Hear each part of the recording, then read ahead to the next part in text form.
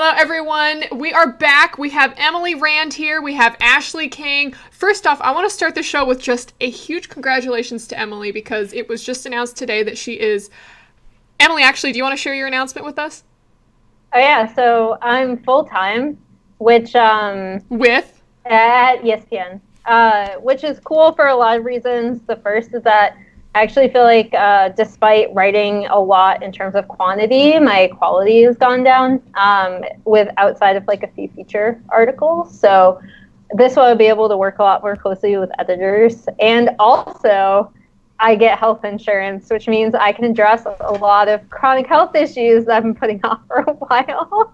So that's Hooray. Very nice. And it's just like, I mean, I don't know how like serious people want to get, but like it's just nice to know that like I don't have to worry about, you know, like if I get pneumonia, what am I going to do? Am I going to die alone in my apartment? Well, right then, Emily. That's the best way to decide, future employment. Right into no, LCK that's totally fair. That, you know, like. That's totally fair. And then Ashley, how have you been doing in Korea? Because I see like your tweets saying it's freezing over there, and you're always in like a big parka.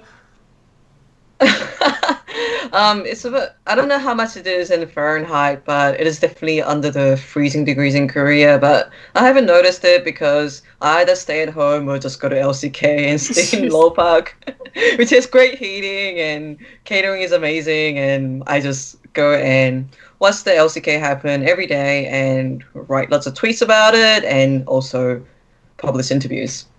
That's like the right way of living life. You're either at home playing League or outside watching League or talking about League. That's like the perfect way to live.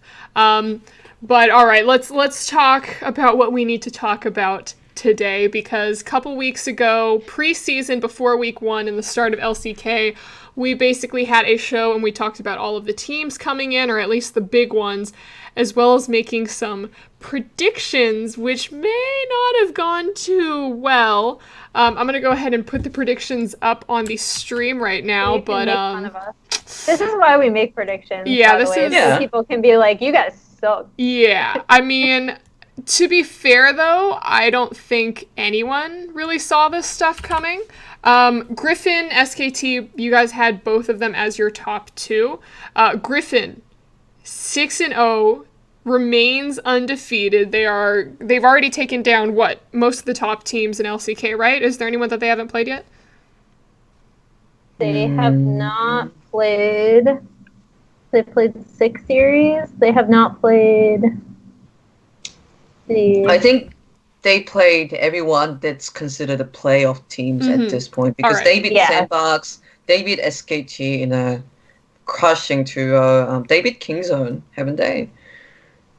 Oh, they beat Hana Life Esports. They literally beat the current top. So they've taken down all the tough names. It's not like they racked up their wins just off of some baby teams or anything. They have proven themselves as one of, or should I say, the strongest team in the LCK right now. But the team that you guys had next was SKT, which, surprise, surprise, they're not like bottom tier, but they're middle of the pack right now, tied for 3rd with Kingzone at 4-2. Did that come as a surprise to you guys? I know we were hyping up the super team built completely around Faker with the intention of regaining SKT's name and kind of proving themselves at international again. Emily, was this like a surprise to you? So I think the thing about SKT is that I can see most super teams go through like a period of trying to figure out communications. Everyone's coming from a different environment and they're trying to sync up with each other and figure out how their comm system is going to work, where they're going to be dividing resources depending on game, etc. I think the thing that frustrates me more about SKT, because like they're not doing super poorly, right? Like they're in 3rd place. Yeah, they're not shit. They're not like terrible. They're still one of like the best teams in Korea right now. But I think the thing with SKT that really frustrates me, and it can be seen particularly in their game 1 against Gryphon, is that they have defaulted back to playing the traditional like more slower paced, SKT style, and that is really frustrating for a lot of reasons. Like we said in the first show, the idea behind building a lot of these teams, and SKT in particular, after they went out and got Clid, right? They got Khan, who's known for being a really aggressive laner. They also got Teddy, who is also known for being like a really strong, aggressive laner. And then Clid, super early game jungler, aggressive. When he was on JDD, didn't always pay attention to vision, but it was really good for them. They had an incredible topside with him, Yagao, and Zoom. So I think the most frustrating thing for me about SKT is how passive they've been. That's really sad for me to see.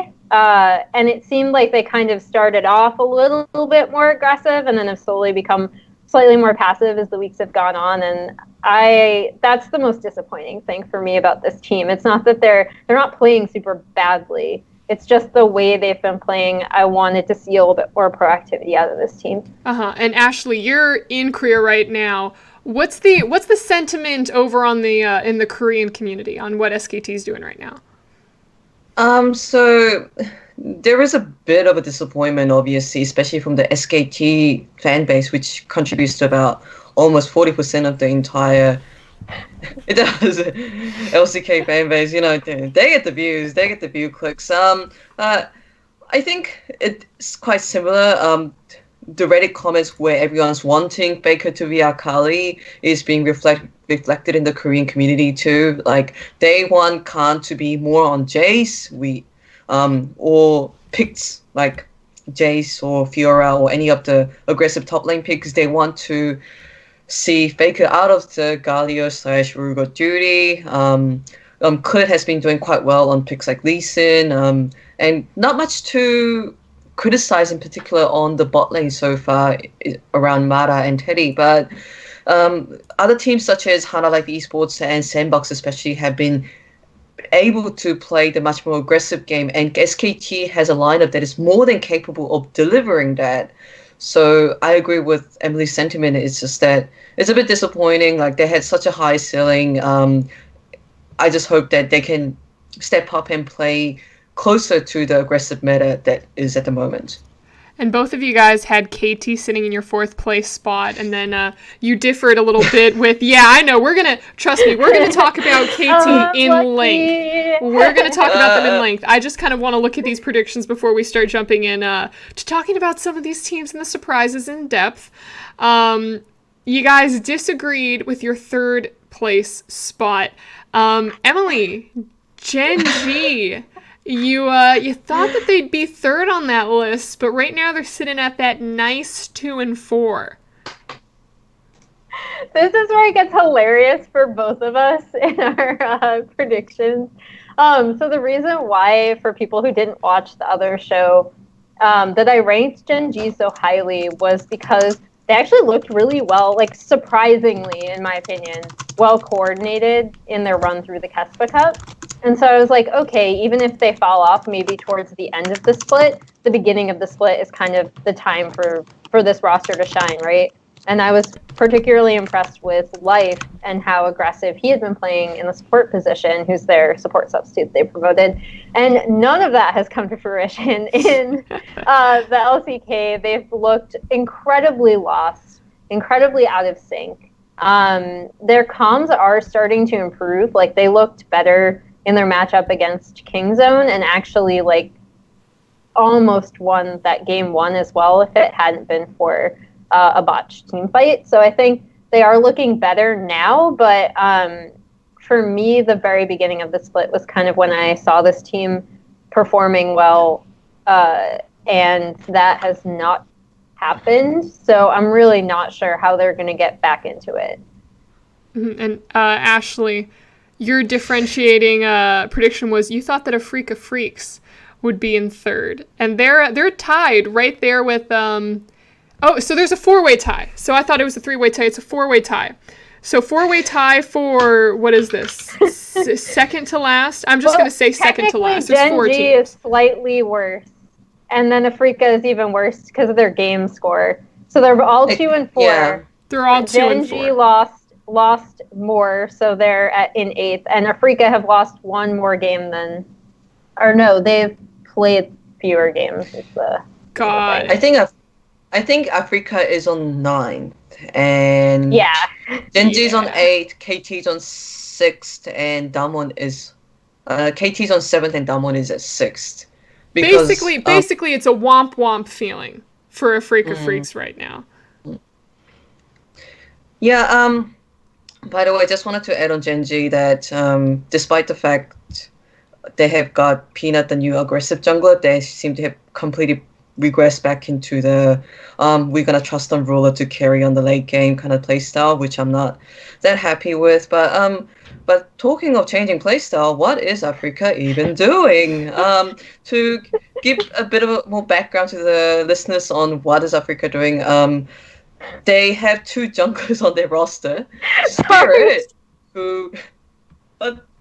Spirit, who you might know from his Fnatic days, as well as Dread, who is a new rookie jungler they got. And what's been happening at the moment is Dread has been going to jungle position, and Spirit has also been starting as anywhere but jungle.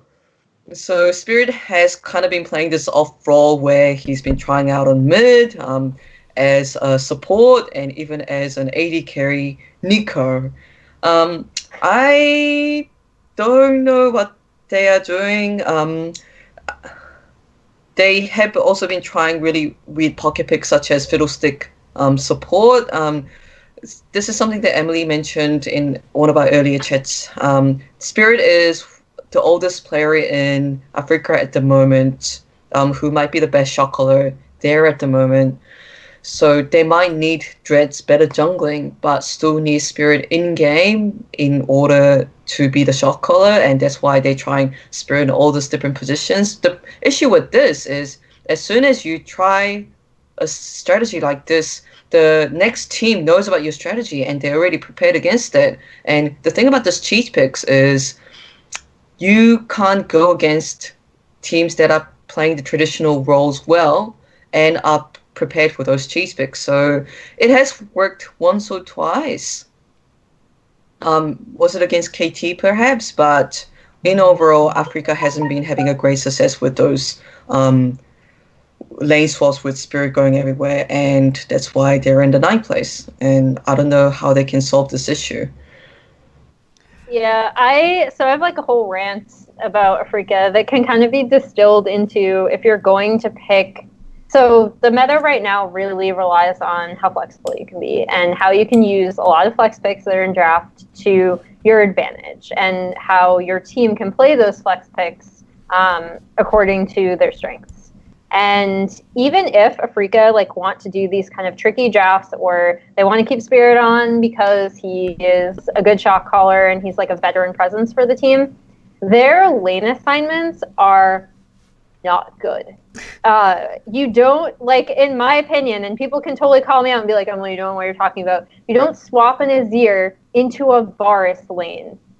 It's just, they're doing things that are I don't even necessarily have a problem with the composition, but their in-game execution is just very baffling to me. It almost feels like Afrika has been losing scrims, and they're so desperate to change their situation. So they just this is a witch's pot. We're just gonna throw everything possible and see what comes out. That looks like Afrika at the moment. But something's got to work. It's not working. It's you know what, Emily, we just gotta cross our fingers. Maybe they need to send Spirit to jungle now. It all comes full circle. At this point, it would be a shock. So, which would be entertaining. All right. Well, let's talk about someone. We saw the predictions, but let's talk about a team that actually does look like they know what they're doing and is finding a lot of success with it. Let's talk about Gryphon. They remain undefeated. They're sitting pretty at the top. 6-0 right now. They just beat Sandbox, I believe, on Saturday. 2-1, so it was still pretty close. I believe it was the battle for who would remain undefeated in the LCK. Ashley, I know that you were super hype on Gryphon coming into the split. I know that you're still super hype on them. Share with us the hype and the excitement behind these guys completely powering through the LCK. So Gryphon was already an amazing team at 2000 in summer.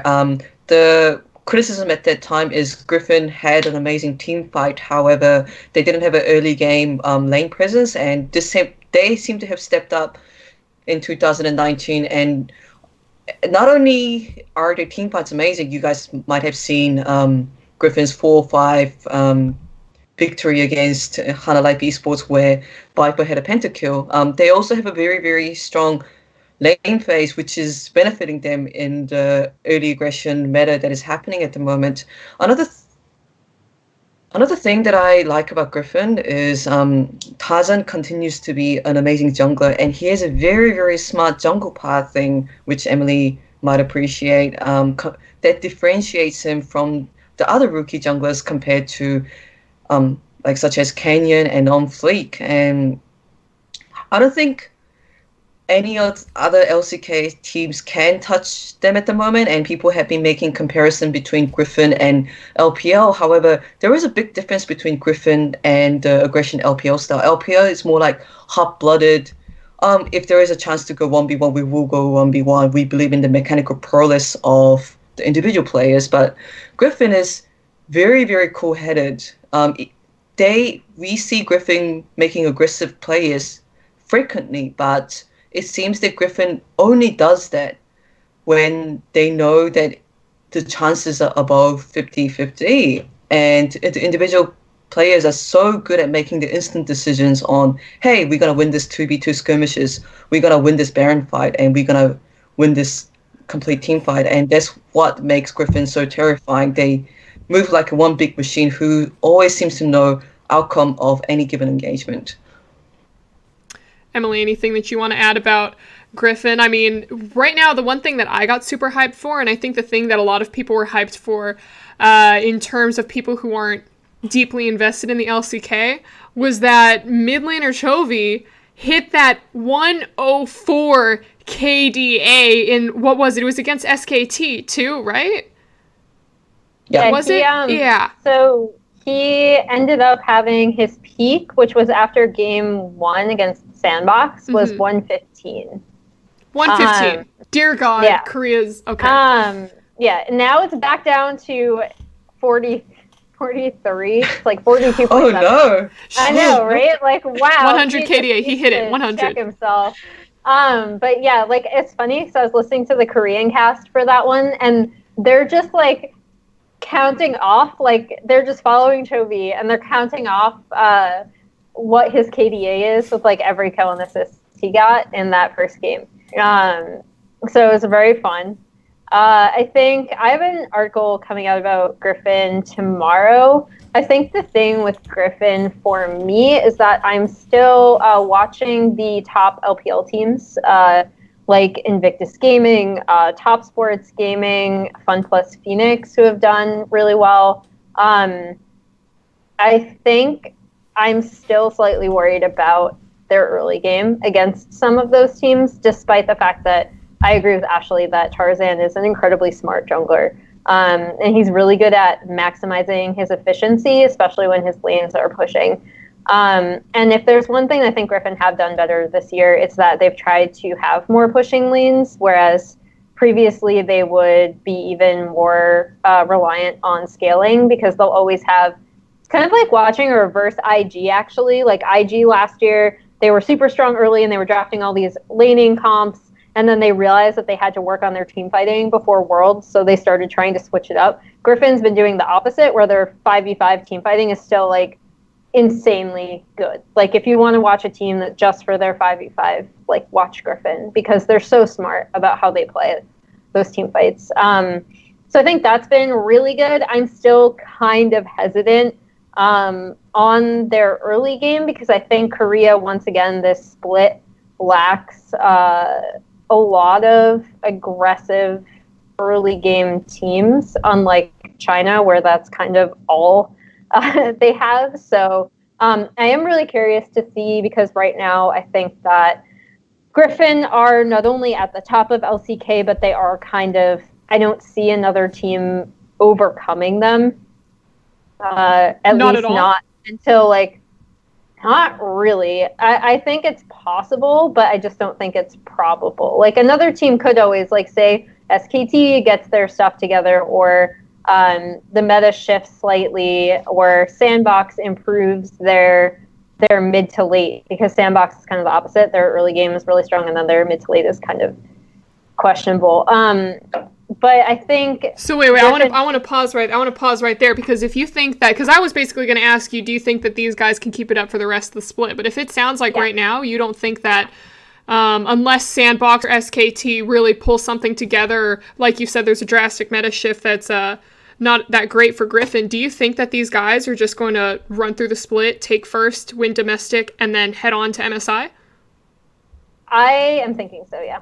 I don't see, and I mean, that's kind of, even before the split started, I was like, Gryphon is a cut above, and then maybe SKT can contend by the end of the split. Right now, I think, like, Gryphon is here, and then, like, the next Korean team is, like, here. So, I don't know if Ashley disagrees, but it'll be in writing tomorrow, and an article is coming out, so you can make fun of me if I'm wrong, because you can point to that and be like, Emily, you were terrible, and you're wrong, and you're an awful analyst. But, right now, I just don't see another team touching Gryphon in Korea. Ashley, do you share that? Yeah, I actually agree with Emily's discussion at the moment, and that actually poses another question. The fact that there is such a big gap between Gryphon and the rest of the teams doesn't mean that Gryphon is such a god tier team that not even the other LCK teams like SKT can touch them, or does it mean that the whole quality of SKT has gone down? And that is an interesting question, and we actually won't find out until MSI, when all the international teams clash. Everyone's already hyping about Gryphon versus IG, Gryphon versus Topside Gaming, and we don't know until then. And that's one of the reasons why I'm already excited for MSI. If Gryphon makes it, which I believe they will do, this will be the first international tournament, surprisingly, that Gryphon makes it, and we just have to see how they fare in the international stage. Ooh, all right. See now, MSI is just exciting, because it sounds like it's who's leading in LPL right now. I know we're going to talk about LPL later this week, but who's is IG at the top right now, or so is it? It's actually Fun plus Phoenix if you go by record. I think IG are better. That's not to like throw FPX under the bus, because they were the team that I was kind of like, hey, this is my dark horse team to do really well. I think Join B teams always have really interesting looks at the meta and how they want to play, and they've come together really well. Right now, at the top of China, I still think IG is the best, but you have this like block of 4 teams in FPX at 4-0, IG at 4-1, Suning at 4-1, and TOP at 3-1. And now China has like a 2-week Lunar New Year break, so they're actually not going to be back for a while. And you also can't ever count RNG out either. They've only had 2 series, and both times they did not start Uzi, and they're 1-1. And they kind of do this to give him a break before Lunar New Year. So sweet. The top 4 teams in China are all really interesting, and they're all very proactive teams. I still think that IG is the best, me personally, despite the loss to JDG. But FPX is actually undefeated at 4-0. Got it. So the hype matchup is either going to be like Gryphon taking on IG or FPX, or potentially RNG if, they start climbing.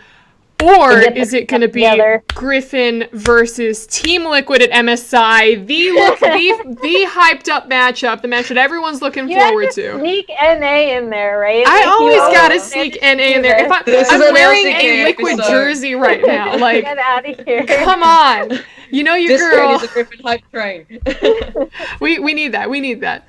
But okay, I mean, like I think that's pretty good for talking about Gryphon. Very hyped up. Let's see how they do it. MSI, because apparently we think they're just gonna blast through everything domestically. Let's talk about the team that they beat on Saturday, Sandbox. They were having a pretty stellar run too, and this is a team that we had talked about before. They had just promoted. But we actually thought that Damwon was gonna have the success that Sandbox is having right now. So, Emily, you want to start off with how Sandbox kind of made this run? Yeah, so what happened is that actually Damwon have played, I know they've been trying. Ashley even had a good interview with, and I'm going to blank on who it was, on Damwon. I believe it was Showmaker, who talked about how they've been trying to be more proactive and how these teams coming up from Challenger, they're used to playing a more like scrappy, all-in Challenger team style, and the LCK teams aren't ready for them. But an interesting thing that happened with Damwon is that they slowly started going for more of like a scaling 5v5. And Sandbox are, even though their 5v5 is interesting, they are not like that. They will attack you early. They want to scrap with you, even if it's maybe not necessarily the best decision. And they've caught a lot of teams by surprise in the LCK. I think they have one of the best early games in South Korea right now, and that's also why they've been doing really, really well, because teams aren't like South Korea. It takes a lot to change in the LCK, and they haven't had to change in a really long time, right? Like they've always been at the top. A Korean team has always won Worlds since they started participating and lost in they've always made Worlds finals. They lost in 2012 to Taipei Assassins. But since then, until last year, they haven't really had to change a lot, right? And so this year, I think while we see a lot of veteran players and maybe veteran organizations with older coaching staffs possibly struggling with trying to adapt, Sandbox has come in and they're like, I still think they have a lot of holes, and they get away with a lot. Mm-hmm. Like, they get away with a lot of risky plays. But at the same time, again, it catches people by surprise. A player that I want to call out for performing really well lately is Summit. My only experience with really watching him play prior to this year was, like, one game with Africa, and he didn't look that great when he was on the lineup. And he was on like their 10-man roster. But he has performed really well on Sandbox, in my opinion. On Fleek is obviously the player that I feel like everyone's watching, not only for his stunning name, but the fact that he is an incredibly aggressive jungler. Mm-hmm. And then Ghost has also done really well, who is another player that, if you remember when Ashley and I were talking about this roster coming in, we weren't really sure how he was going to perform, just because he was hyped up at the very beginning of his career on the same CJ lineup as BDD, actually. Mm-hmm. But he's struggled on stage until now. He's been performing really well, so that makes me happy as well. Good. Ashley, you've spoken with some of the players. What do they think about like their own success right now in their own run? So I try to grab Sandbox players for a chat as much as possible, because their rise from an expected relegation team to the second place in LCK has been very inspiring for me, and a lot of people have been wondering just how they did it with players that no other team wanted. Like Ghost wasn't going to get a team after his terrible split in BBQ Oliver. Summit was a substitute top laner for Keen, who never played a single match. Joker was a 27 years old challenger player, and because Korea has a big prejudice against age, no other team was possibly going to pick him up. And like number one, the team's atmosphere seems very Western. All the coaches are very open and free about talking to the journalists. The coaches speak English very well. The players aren't afraid of speaking their own mind. Interacting with the social media, and I think that open spiritedness has played in part on how like confident and possibly creative in LCK standards their players have been. And also I know that the team has a very good shot calling structure. So the Joker, who is a support player, almost handles seems to handle almost all the shot calling within the team, and the other teammates, such as Summit and Ghost, and Ghost especially, seems to have a lot of trust for Joker, and that seems to be going good things to Sandbox, especially around, hey, we're going to make a decision around making a surprise Baron attack, and no one else questions it. You can see that they're all going in. There is a great trust. So I think that's another reason that Sandbox has performed really well. And yeah, like Emily said, Omfleek is an amazing jungler. I think he is probably better than any other jungler in LCK at the moment, except for possibly Tarzan, who have completely different playstyle. So we'll have to see. I'm just wondering how far the team ceiling is. The power of trust and friendship and this creative spirit has done Sandbox a lot of good things, but we'll have to see how big the ceiling is. How high they can actually go. Yeah, I mean, I'm excited. I remember when I think they were playing against SKT, or they had beaten SKT, and it was just like, Faker just got beat by a guy named On Fleek. Like, and that was the hype, that was the build-up, that was at the beginning of people starting to recognize, like, oh my gosh, this team's in it, this team's going. And people are just excited for them now. I'm personally excited for them now. Emily, team that you're excited to talk about, maybe not. I know you got a rant. I know you got rants for half of these teams, but let's talk about your boys. Let's talk about your boys on KT. Where do you want to start with this? Because they're sitting at 2-4 right now. When we were talking about predictions, where do you start with KT? Where do you start? So I think right now, and I can't confirm this, so hopefully Ashley can kind of help me out with the team sentiment, but it really seems like they're trying to decide between like old and new. If you remember when we were talking about this lineup, it was kind of a weird range of like veteran players and Score and Smeb, and then like semi-veteran players like Umti and BDD, and then Kingen, who's their substitute top laner, and Snowflower, who was over in Turkey, and then their 2 AD carries.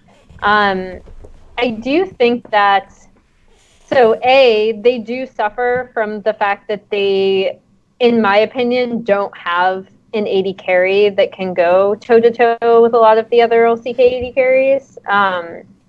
That's unfortunate. I don't think they've figured out how to deal with it is I guess the wrong thing to say, because that sounds really harsh, but whenever you have a sort of weakness on your lineup, like the Flash Wolves with NL were a good example of this, where you try to figure out how you overcome that, right? Either it's through vision or through playing through topside. And I think that they have been really struggling to find some sort of identity. They've, in their past 2 series, not settled, but they've kind of gone with the King and Umti topside. And it seems like they've also chosen Zenit for now as their starting AD carry. So I think there must be a lot of things internally that's going on with communication is, just not working. And that's what you see in some of their games, especially towards the beginning of the split. I think in their past 2 series, and I mean, they played Afrika, who are, we talked about before, they've been making some questionable decisions, and Gen.G, but I do think that they have looked better in their past 2 series, but it will still take them a lot to get back to playoff level, even when teams like Hanwha Life, which I know we're going to talk about in a little bit because I have a rant about them, but I think the trouble for me with KT is that I don't see them correcting their issues in time to make it, and I also think that not starting Smeb score, or the Smeb score topside, I guess, is indicative of some sort of communication problem that hopefully they'll be able to solve coming back after the Lunar New Year break. And I mean, communication and synergy issues are always something that's bound to happen at the beginning of the year, beginning of a split, especially when you have major roster changes like they had. But I mean, the fact that you said that Smeb and Score just aren't there. Ashley, have you heard anything? Do you know any anything behind the scenes that maybe me and Emily don't get access to, or what's happening? What's going on in Korea right now? So, given how Korea is Korea, even if I had heard something, I probably won't be able to mention them in public. But I recently interviewed Onflick, which should be up on my Twitter now. Really cool guy. He has a lot of respect for Score, and Score has been quoted as the mental support of the other players during the tough underperformance period. So, my suspicion, if I had to give one purely as an analyst, with his high-risk, high-return plays and early game aggression just suits the current meta better. And I always believed that had a very high ceiling, while Smav, I don't know what's happening with Smav. I just think that he's currently probably temporary decrease in form at the moment. The current top lane meta is, hey, you have to be able to pick Akali, and his Akali was not impressive at all. Akali is usually what I look at to indicate whether that player has like a high mechanical prowess. So for now, Kingen, just in terms of the pure individual performance, seems to be performing better in Smav. So I think that is why they subbed in Kingen and and it has worked out. And speaking of young players, I just feel really bad for BDD at the moment. I think that BDD is the best player in KT roster by far.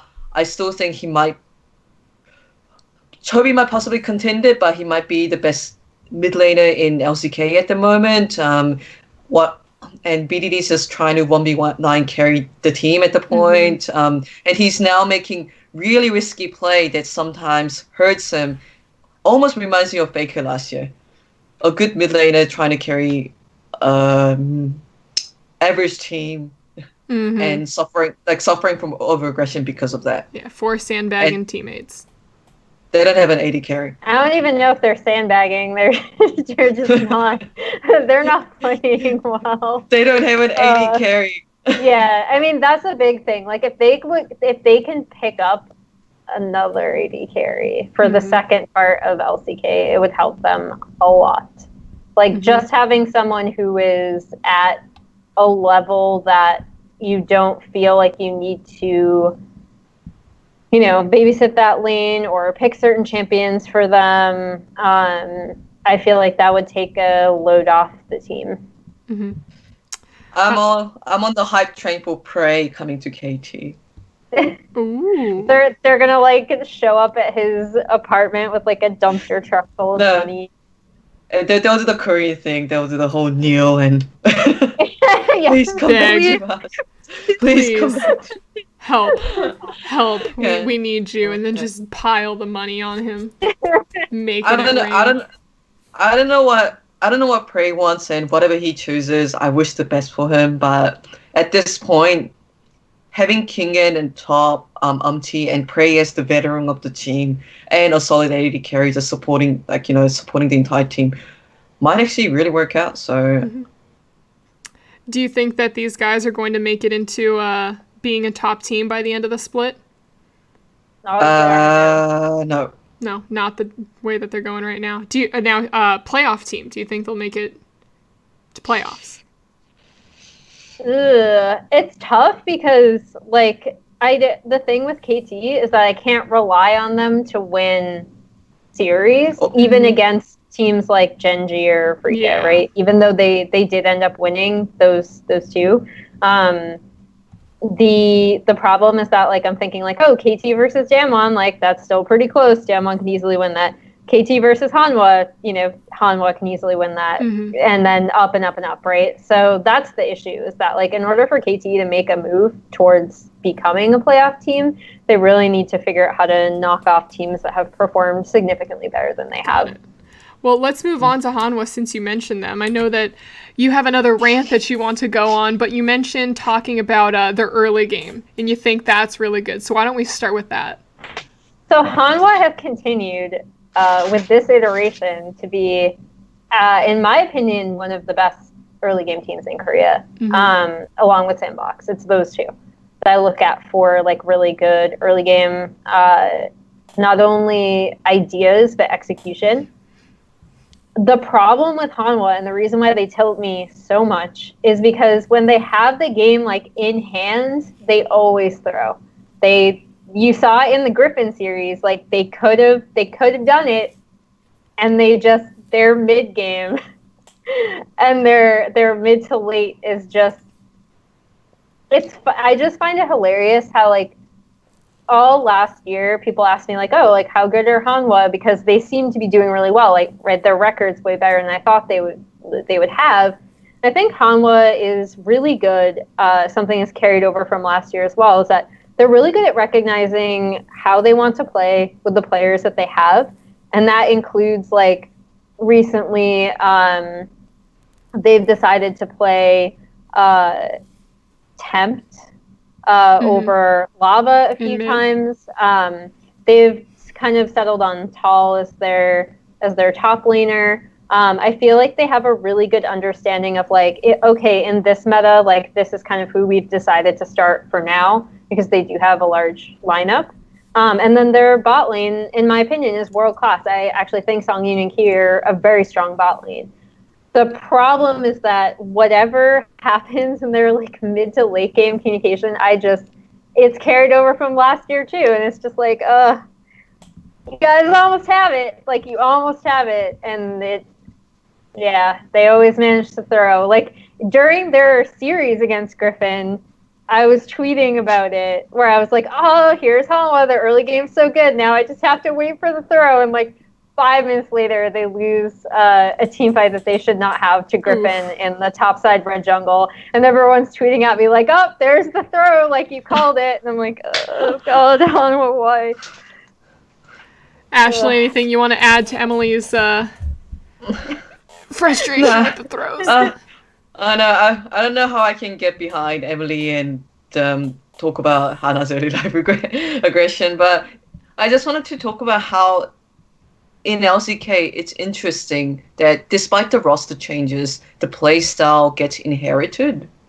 Yeah. Like we just talked about, SKT pretty much overhauled their roster except for their star player Faker, and they are still playing the same SKT game.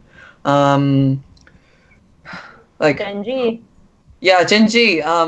Peanut, it was supposed to be the new aggressive spirit of Genji that was going to push them towards the new skirmish meta, but they're still playing we believe in Ruler to carry the late game, and Cube is going to come and initiate the team fights. I think this is my suspicion, but coaching staff has a lot of decision-making power in LCK, and it is to do with how the coaching staff nurture and guide the players. And I think that's part of why Hana Life Esports has a very powerful lane phase, but maybe as a team they have a less focus on team fights, and maybe that's why their playstyle has been inherited from last year.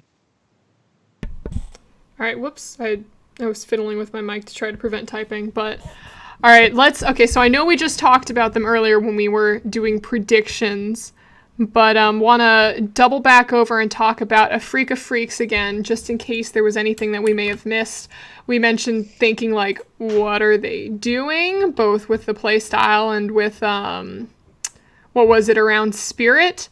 Anything else that you guys want to touch upon or hit for this team? I mean, I think the thing I would say is that they still have, like, the frustrating thing about Afrika is that they still have like really talented players. Mm-hmm. Obviously, they picked up Yukao in the mid lane, and Keen is still in the top lane, and those are the two that I'm looking at, and they're really, really talented players. So it's not like this team doesn't have the ability. They just seem really incredibly lost right now. Mm. And I just feel bad about Yukao because he was one of my favorite mid laners in LCK during 2018. I think he's still 17. From what I hear from scrims and other things, he is mechanically a very, very gifted player, and I think he is in a high ceiling, but he's been underperforming, and it might just be part of the team-wide atmosphere of confusion that Afrika seems to be going through. So is this something that's related to coaching? Because Emily, I remember we talked about the coaching and like the scheduling, the practice and everything that they were trying to repeat from last year. And because they did the quad blocks or triple blocks of scrims and practicing God knows how many hours a day. And it clearly did not work coming into Worlds and almost looked like mental boom. And so I think we talked about changes that they tried to implement for this split, but it still doesn't look like it's working. So is this something that's on the players, or is this more towards the coach's fault? I mean, the weird thing to me is, so like in this coaching system, what I was looking forward to was seeing how Nofe would be drafting. And if you look at their drafts, my issue isn't even their drafting necessarily. Like, there are a few things, but more than harping on their drafts, it's definitely execution. It's lane assignments. It's doing these like weird lane swaps between top and mid when both of those lanes are already winning. So what are you trying to do? It's swapping the Azir into the Varus.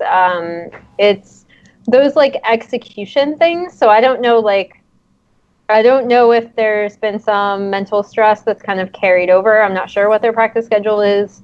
I am kind of sad that Nofe thus far looks like he is struggling a bit, but I also think that if he is primarily like their drafting coach, and again, I don't know their coaching hierarchy, but I wouldn't necessarily harp on their drafts as much as I would harp on their execution.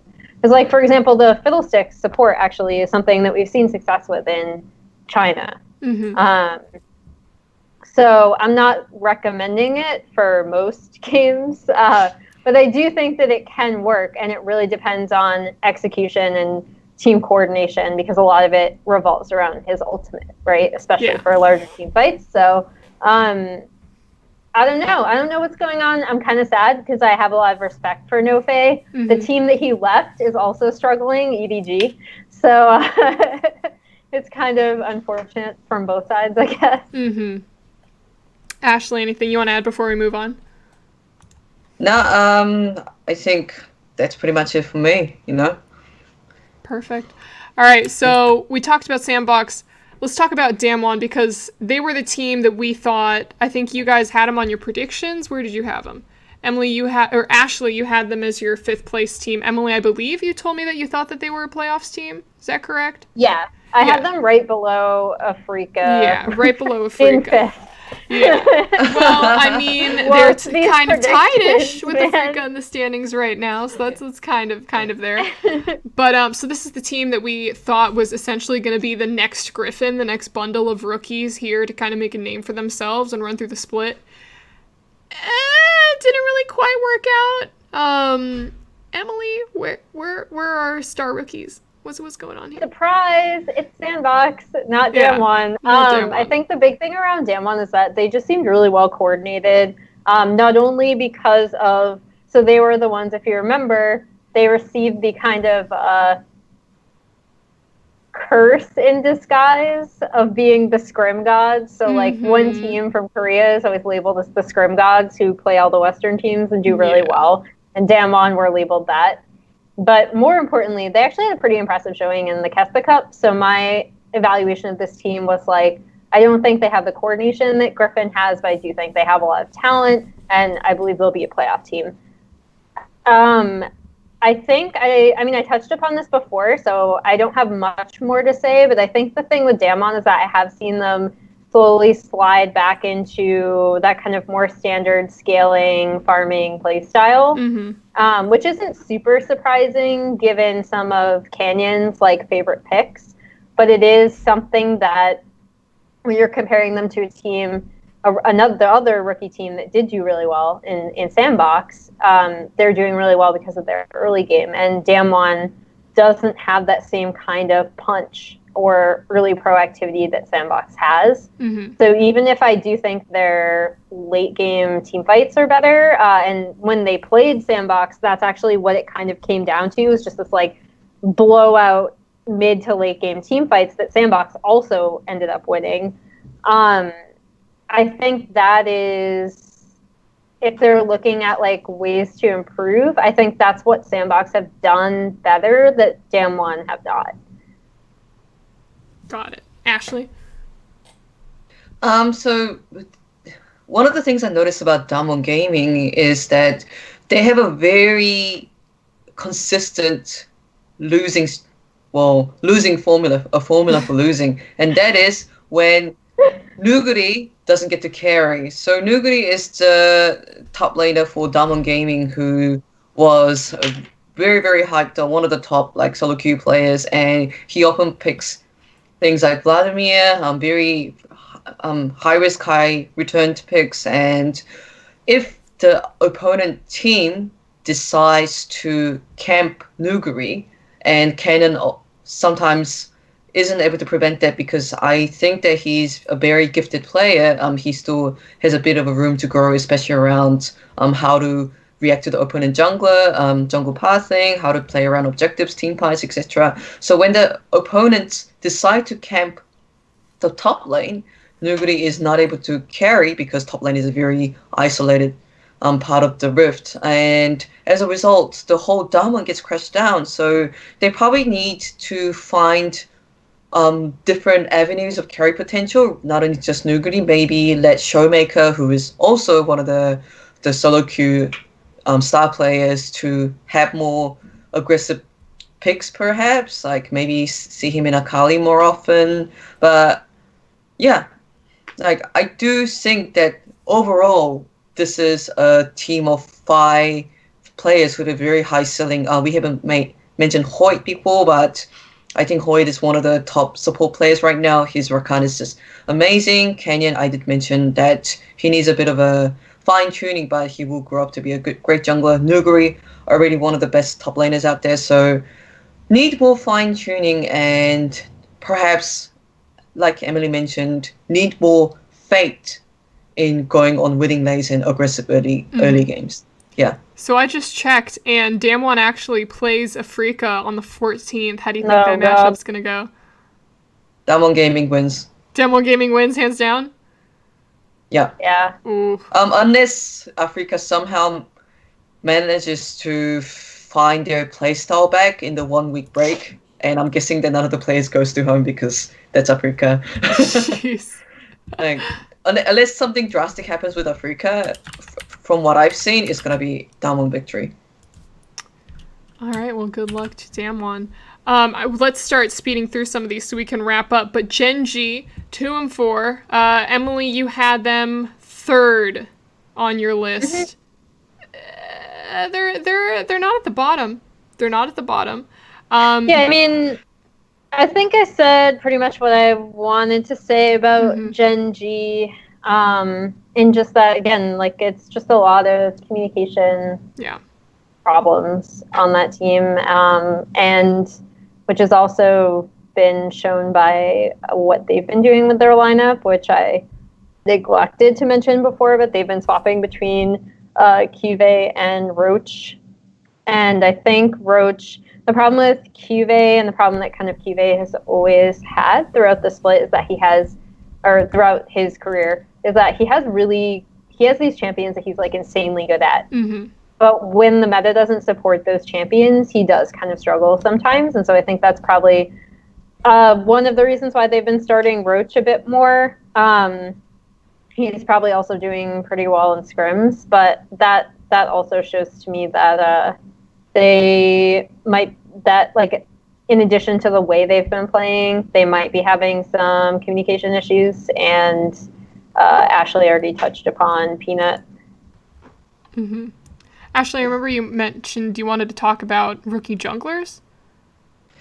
So it just came up when we talked about Peanut and how he's like the staple name in LCK, but has been falling off hard. And it's weird because in 2018 there was a big drought of good junglers in LCK, and there was a meme about how Blank, who I still think can be a good jungler, was in SKT because there was such a drought of junglers. And during that 1 year, we seem to have cropped up so many talents in that pool. On Fleek, Canyon, maybe I might even mention Dread, the common theme they have is they play Camille well, and when I see Camille, I see a champion that has to counter jungle and gank early one, or does not make any impact to the rest of the game. And those rookie junglers play Camille super well, impact the lanes very early. So I just think it's really impressive to see new talents on that position come up, and in contrast to that, the regression of the old names such as Peanut and Score has been felt even harder. This is not a matter where you can just, do the standard thing and let the game pass on. You have to be aggressive early on. Run in, kick some faces, steal some buffs. As long as they're slapping around the Raptors and Golems, like they're all Gucci. They're all Gucci. But Ashley, one of the teams that I think you told me that you thought was going to be a playoff team was Kingzone, and they're like they're not doing too bad. They're 4-2 in the standings right now. Do you think that they're going to keep it up and remain towards the top of the standings? So Kingzone started the split on 2 losses, but now we look back to that. They were beaten by Gryphon and Sandbox, who are now sitting in first and second place. So maybe that doesn't mean that much. Pawn has been really stepping up, and I remember in the last broadcast, by the way, I think there is an interview with Pawn coming up soon on probably posted on my Twitter. Yay! Really great guy to talk to, actually. So Pawn during the off season was doing really well in the solo queue, and that when I looked at it, that kind of made me feel that he was finally recovering from his back injury that was haunting him during 2018. When I looked at the roster, the entire team was solid mechanically. I know that some people disagreed with me, but I always thought this Kaz was a solid jungler, and Rascal, even though he didn't get to play much because he was subbing for Khan, the Khan, he was also a very good top laner. Deft being the world-class ADC for quite some year without a major period of underperformance. To seeing a very aggressive, high initiator support player, and they have a very strong early good lane phase, and they kind of fuck it up during the mid game where they don't get a team fight correct, or someone gets caught off guard, so they kind of let the game drag on, and in the end, Deft, who has a very high carry potential, decides to hard carry on Kai'Sa, sell his boots on go 6 items and carry again. That seems to be the winning formula for Kingzone at the moment, so I know that they can go winning lanes and they can win individual lanes. I know that Deft is an amazing AD carry who can win the game eventually if it goes to 6 item phase. They just need to sort out the mid game and maybe get their teamwork and synergy together, maybe not get caught off in the bushes randomly. And because I see the gaps, but those are fixable gaps, I actually still continue to have high hopes for Kingzone. All right, well, fingers crossed for them as well. Emily, anything you wanted to add to that before we go into chat questions? I was really down on Kingzone coming in, and I think the thing I do like about this team is something that I also talk about with Hanwha Life, actually, in that I feel like their drafting around the players that they have is very good. They understand their players' strengths and weaknesses and try to set them up for success in draft. And I think that's actually something that a lot of teams can get distracted by, especially when there are so many flex picks right now and you can play a variety of different play styles. I think Kingzone know how their bread is buttered, and it's through deft. It's through deft. And they play towards that, and credit to them, it's working. And I think the more important thing for Kingzone is that they've looked improved with every series. They look more coordinated with every series, which is really good. Awesome. Well, then we can go ahead and start with our chat questions. Emily, this first one may be best for you to answer. Pagany asks, will KT make roster changes by summer if the results are disappointing? Pray. Yeah, I think they'll try. I think they need an AD carry, as both Ashley and I have said. I think they need someone who is ready for the LCK stage, and I can't say that about their 2 AD carries right now. And that is the first thing that they need. And I actually wouldn't be shocked to see them make roster changes, because LCK has 2 times when they kind of announce their rosters, one at the beginning of the split and one mid-split. I wouldn't be surprised if they are like begging Prey to come back by mid-split. Just like, please. We'll see. Are there any other AD carries right now that are kind of sitting out along with Prey that may be good options? It's in the 2018 offseason, we had an insane drought of AD carries, and it didn't help by Bang going to NA, Loken staying in LPL, Kramer going to LPL, so I actually don't see any AD carries. They need to get Kramer from LGB, like steal him back. All right, well, pray or bust. Sparabo asks, is this season Peanut's last chance with regards to staying relevant in the LCK? Right now, it doesn't look like it. Wow, that sounded really harsh, and I'm ashamed that's old Rocks fan and that extends to Peanut, but I'm sorry, he hasn't been doing that well. Like, he's always, like, the only thing he's good at the moment is smite fights.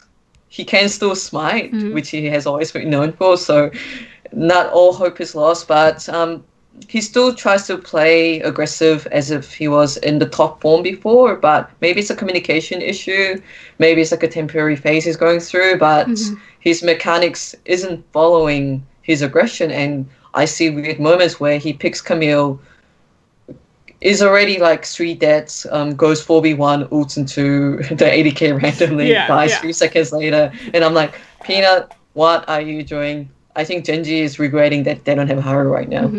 But now, Emily, do you think this is his last chance? Like, do you think that if he continues to, I guess, underperform, that people are just going to say, all right, we need to find someone else? Or do you think he's just going to kind of, like, remain around? I'm trying to think of, like, an NA example of someone who just kind of overstayed.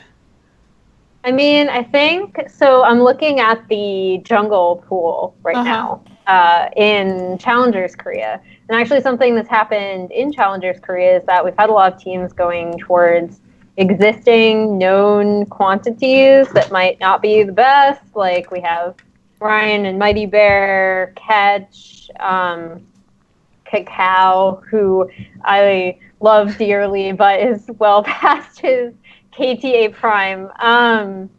So I think that as of right now, Peanut will probably still have a home in Korea because that I don't see a ton of up and coming junglers.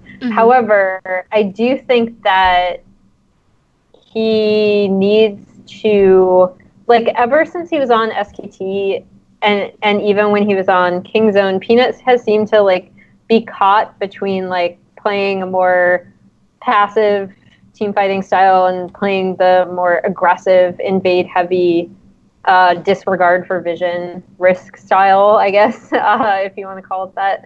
And I feel like he needs to commit to one or the other, preferably the latter, because we still don't see, in my opinion, enough junglers are willing to take those risks in Korea.